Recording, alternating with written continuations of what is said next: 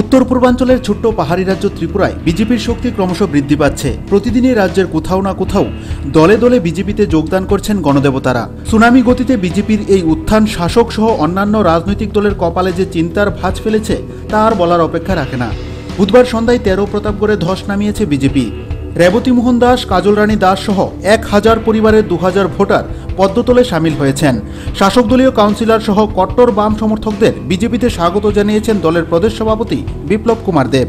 দলবদলকে কেন্দ্র করে আয়োজিত সভায় অন্যান্যদের মধ্যে প্রাক্তন মন্ত্রী সুরজিৎ দত্ত, প্রদেশ বিজেপির প্রাক্তন সভাপতি নীলমণি দেব, সদর জেলা সভাপতি মানিক দাস সহ অন্যান্য নেতৃত্বরা উপস্থিত ছিলেন। সভামঞ্চে বক্তব্য রাখতে গিয়ে প্রাক্তন বাম নেতা রেবতী মোহন দাস শাসক দল এবং দলের একাংশ নেতার বিরুদ্ধে চরম দুর্নীতির অভিযোগ তুলেছেন। পাশাপাশি তিনি এও বলেছেন, শাসক দলে মাথাচাড়া দিয়ে ওঠা গুন্ডা বাহিনী দমন করার লক্ষ্যেই তার বিজেপিতে যোগদান।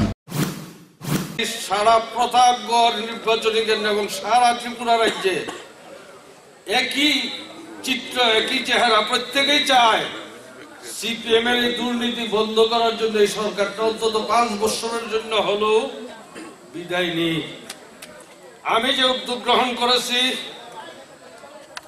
আমি বামফ্রন্ট সরকারের বিদায়ের ঘন্টাটা বাজিয়ে দিয়ে গেলাম।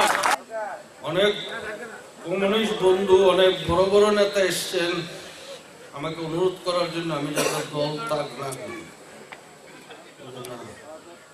আর থাকা যাবে না যে আপনারা যাচ্ছেন কেন? আপনাদের মতো গুন্ডাগুলোকে দমন করার জন্য আমি বিজেপি দলের সাথে।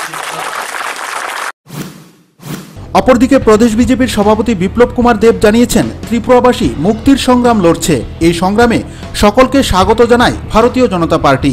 পেছনের দরজা দিয়ে নয়, 2018-র আগেই নিরঙ্কুশ সংখ্যাগরিষ্ঠতা নিয়ে সরকার গঠন করবে বিজেপি, এমনটাই দাবি দলের রাজ্য কাণ্ডারির।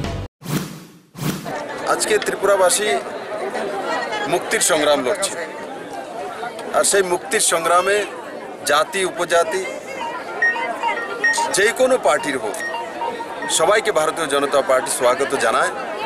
এই সংগ্রাম ত্রিপুরার 37 লক্ষ ত্রিপুরাবাসীর সংগ্রাম, আর সেই সংগ্রামে রেবতী মোহন দাস, যিনি দীর্ঘদিন এই বিধানসভা থেকে দীর্ঘকাল যাবৎ যিনি বিধায়ক ছিলেন, মন্ত্রী ছিলেন, অনিল সরকারের স্বর্গীয় অনিল সরকার মহোদয়, আর ওনার সঙ্গে দীর্ঘকাল উনি কমিউনিস্ট পার্টি করেছেন। আজকে রেবতী মোহন দাসের মতো একজন ব্যক্তিত্ব সেই কমিউনিস্ট পার্টিকে বিসর্জন দিয়ে ভারতীয় জনতা পার্টিতে যোগদান করেছেন। তাতে বোঝা যাচ্ছে যে ত্রিপুরার যে সংগ্রাম, এবারে সংগ্রাম মুক্তির সংগ্রাম, সেই সংগ্রাম নিশ্চিত সফল হবে। এদিন বিজেপিতে যোগদানকারী অন্যান্য ভোটারদের সাথে কথা বললে তারাও জানান, শাসক দলের দুর্নীতি আর অপশাসনের বিরুদ্ধে রুখে দাঁড়াতেই আজকের দিনে পরিবর্তনের সংগ্রামে তারা সামিল হয়েছেন। আগামী দিনে 13 প্রতাপগড়ে আরও হাজার হাজার মানুষ বিজেপিতে যোগদান করবেন বলে আশা প্রকাশ করেন তারা। Bureau report, news vanguard.